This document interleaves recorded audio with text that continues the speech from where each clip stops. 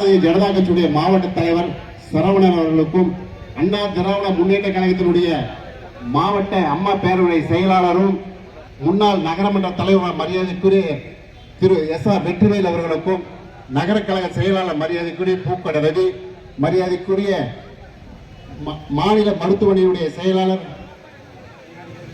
அசோகன் அவர்களுக்கும் மற்றும் அதிமுக அனைத்து நிலை பொறுப்பாளர்களுக்கும், அம்மா மக்கள் முன்னேற்ற கழகத்தை சார்ந்த மரியாதைக்குரிய தலைமை கழக செயலாளர் டி.கே. ராஜேந்திரன் அவர்களுக்கும், பாலு அவர்களுக்கும், அவர்கள் கட்சி சார்ந்த நிர்வாகிகளுக்கும், அதேபோல் பாட்டாளி மக்கள் கட்சியை சார்ந்த மாநில துணைத் தலைவர் மரியாதைக்குரிய சாந்தமூர்த்தி அவர்களுக்கும், மாநில அமைப்பு செயலாளர் மரியாதைக்குரிய சண்முகம் அவர்களுக்கும், நகரத்தினுடைய செயலாளர் மரியாதைக்குரிய வெங்கடேஷ் ராஜ் அவர்களுக்கும், மாவட்ட அமைப்பு செயலாளர் பாலகிருஷ்ணன் மற்றும் அனைத்து பாட்டாளி மக்கள் கட்சியுடைய நிர்வாகிகளுக்கும் மற்றும் கூட்டணி சார்ந்த ஜி.கே. வாசன் அணியை சார்ந்த பொறுப்பாளர்களுக்கும், அதேபோல்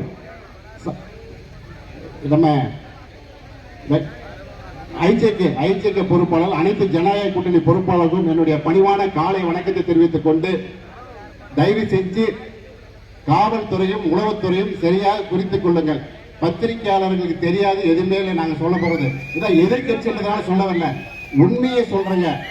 எந்த ஊர்ல சாராய கடை சந்து கடை இல்லை, எந்த ஊர்ல கெஞ்சா இல்லைன்னு சொல்லுங்க.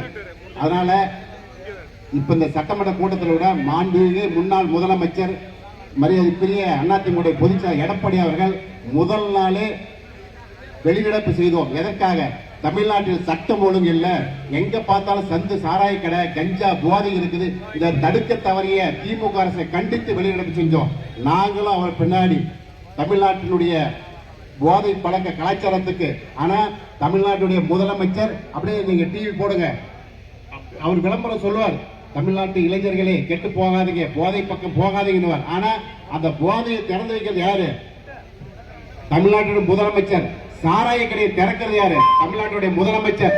சந்து கடை விற்கிறது யாரு?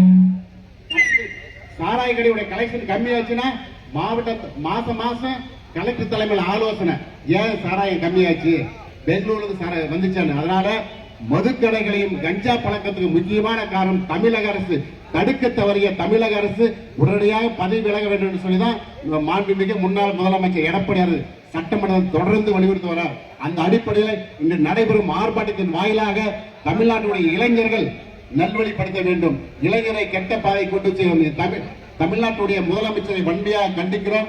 அது மட்டுமல்லாமல் இன்று கூட காலத்தாத தமிழக மாவட்ட நிர்வாகம் தருமபுரி மாவட்டத்தில் இருக்கிற சாராய கடையினால் சந்து கடையை மூடுங்க. பஸ் ஸ்டாண்ட்ல சாராய கடை, தொப்பூர்ல 4 நாளைக்கு முன்ன ஒரு சாராய கடை திறக்கிறாங்க. நான் கலெக்டர் மனு கொடுத்துருக்கிறேன். இதுதான் நம்ம வேலை. சாராய கடை திறக்கிறது அவங்க, வேணான்றத நாம.